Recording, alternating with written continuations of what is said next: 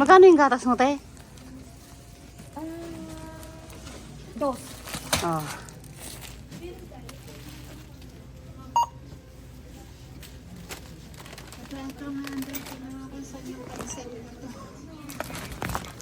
Naku, hindi ako marunong dyan, te. Sa'yo na ba ito lahat? Tatlo. Ganito bumili dito, guys. Pag card gagamitin mo, debit card or credit card, dyan pwede. Ganyan ang ano, ganyan ang way ng paano Magkano yung ano? mamili. Ayan, oh. Magkano yung Pindot lang, oh. Magkano yung yellow? Yung vinegar? Oh, parang dos lang din. Tignan mo.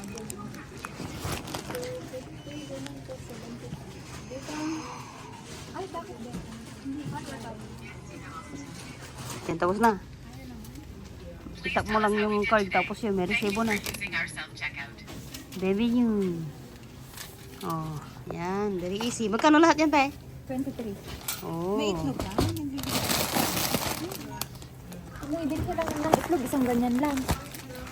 Good for Ilan silang kumakain? 23.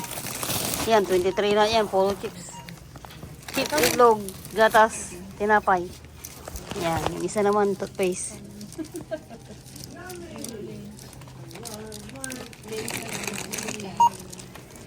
Oh, very easy. Wala kang card? Meron. Mauuna ba yung card? Oo. Magkano yun? Magkano yun? Sige, iscan mo lang pa. O, 270 na. Oh, yung ano lang. 279 lang siya, no? Yung Napakalaking tinapay. $3 yung tinapay. Oh, $3. Huwag nyo nang i-convert guys sa piso kasi nako, baka hindi nyo malunok. Joke lang. Ang mura-mura lang dito eh. Pero pag i-convert mo, medyo may presyo Paano na. ka? Bakit may card ka na ganun? Magkano yung Binigay din. magkano yung $3 sa peso? $3 times mo sa 41. Naku. 123. Diba? Yung tinapay guys, oh, $3 lang yun pero pag 120 na pag sa peso. Mas mura pa yung gardenia. Oh, napadali lang. Itap mo na te. Yung basta itap mo na lang. Tap. Oh, ayun, narinig ko na. Naglo-loading. Ayun, may resibo na. Oh, ayun, ganun lang kadali. So, yun, magkano lahat yan? 15? 18 lahat. Oh, 18 lahat yun. Yan, lahat yun. Tapos ito naman yung 30. 23 lang to. 23 lang yan. Oh, ang dami na. Oh. May egg, may milk, may May dalawang cheese. cheese. Oh. Ay, dalawang cheese, dalawang chips. May candy. Oh, yan, 23. Isang 23. tray, isang tray. Good for 1 week. 2 weeks. 2 weeks na. Ha? 2 weeks. Yan. 3 something? Nandito kami sa Parma Pre.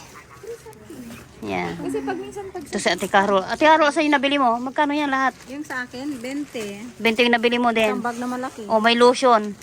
May Oh, may toothpaste. toothpaste, may tinapay. Oh, yan, oh. Pizzeria, peanut Yan. butter. 20? $20? 25? Ako naka-30 din. Kailang. Oh, okay na. Kailangan gutumin mo yung sarili. Oh. Huwag mong gugutumin yung sarili mo kasi grabe yung work dito sa Canada. Kaya kailangan Ang pagod natin. kailangan malakas kasi yung mga alaga namin, 5. 5 ang alaga ni ate. Ito, tatlo yung alaga niya. Ito lang si Ate Caro, 5 yung alaga niya, 5. So ako naman, ang alaga ko 2 matanda. So, kailangan natin... pero bali 7 sila. 7 sila, kasama yung nanay at yung amo, yung nanay tatay. So, 7. So, kailangan may malakas ka dito, guys. Kailangan mong kumain, okay?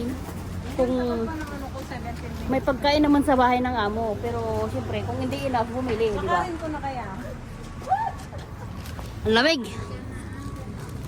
Lamig, ang lamig. Oh, tingnan mo yung atar. Oh, outfit check, outfit check. Wala pang snow pero grabe na yung mga suot. Wala pang snow. Paano kung may snow na? Naku, ang bigat-bigat ng mga suot. Anong oras na? 4:30 pero tingnan nyo yung weather guys. So, ang kulimlim. Oh, 4:30. Oh, dito kami namili sa Parma Pre. Parma Pre, yan. Yan.